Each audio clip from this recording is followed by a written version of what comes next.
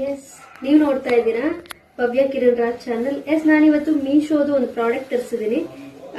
ಇದು ಪಲಾಜೋ ಪ್ಯಾಂಟ್ಗಳ ತರ ಎಷ್ಟು ಚೆನ್ನಾಗಿ ಕಾಣ್ತಿದೆ. ಕಲರ್ ಮರೂನ್ ಕಲರ್ ಅಲ್ಲಿ ಈ ತರ ಲೈನ್ಸ್ ಬರುತ್ತೆ, ನೋಡ್ತಿರ್ಬೋದು. ಲೆಫ್ಟ್ ಸೈಡ್ ಒಂದು ಪಾಕೆಟ್ ಬರುತ್ತೆ, ಸಖತ್ತಾಗಿದೆ.